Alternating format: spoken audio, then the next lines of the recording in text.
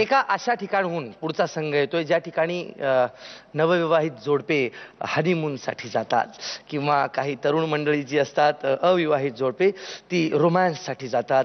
काही ज्येष्ठ मंडळी आहेत ती हवा बदल करण्यासाठी जातात. पण तिथे राहणारी ही माणसं काय करतात ते आपल्याला बघायला नक्कीच आवडेल. स्वागत करूया जोरदार टाळ्यांनी लोणावळ्याचे शिवदुर्ग कला मंच यांचे.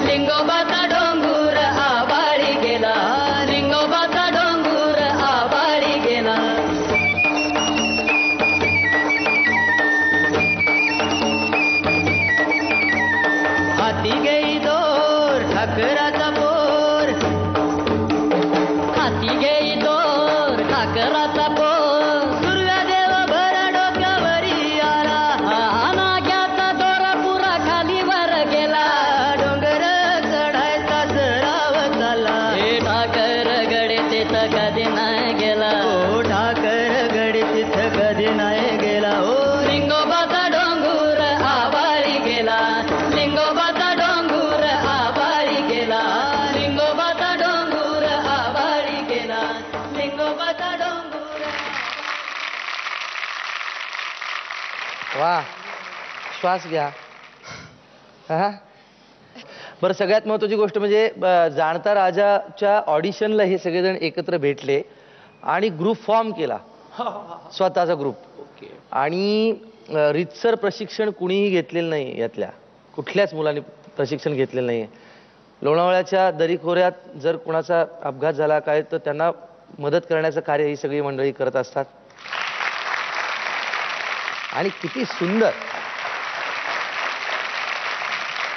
आजपर्यंत या स्टेजवर असा परफॉर्मन्स झाला होता, असा नव्हता झाला, पहिल्यांदा झाला. सर वाह, तुमची किती दमछाक झाली नाही, आणि आमची सुद्धा बरं का.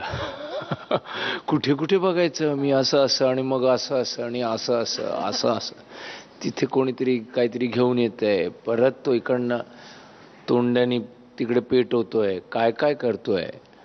आणि त्यामुळे तुम्ही दऱ्याखोऱ्यातले आहात असं वाटतंय. तुमच्यासाठी असा स्टेज वगैरे नाही, तो तर नितीन देसाईंनी मोठा बनवलाय म्हणून नशीब आहे आपलं, नाही का?